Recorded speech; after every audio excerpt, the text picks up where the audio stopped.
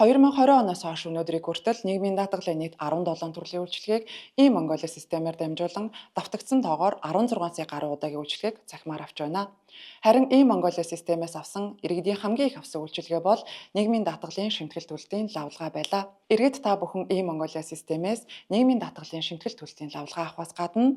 ажил олгогчийн нийгмийн даатгалын шимтгэл төлтийн тодорхойлолт, тэтгэврийн даатгалын шимтгэлийн нэрийн дансны лавлгаа, иргэн даатгуулагчид нийгмийн даатгалын сангаас тэтгэвэр авах эрх үүсэгүй тухай тодорхойлолт, өндөр насны тэтгэвэр тогтоолтын хуудас, тэжээгч алдсны тэтгэвэр тогтоолтын хуудас, хөдөлмөрийн чадвар алдсны тэтгэвэр тогтоолтын хуудас, хөдөлмөрийн чадвар алдалтын хувь хугацаа тогтоосон акт, нийгмийн даатгал төлж байсан эсэх тодорхойлолт, жирэмсний болон амарцны тэтгэмж авах хүсэл, тэтгэврээ 5 жилийн дундад цалин өсөөр нэг удаа өөрчлөн тогтоолгох хүсэл, хөдөлмөрийн чадвар түр алдсны тэтгэмж авах хүсэл, ажилтгуулийн тэтгэмж авах хүсэл зэрэг үйлчилгээг цаг хугацаа, орон зайнаас үл хамааран авах боломжтой.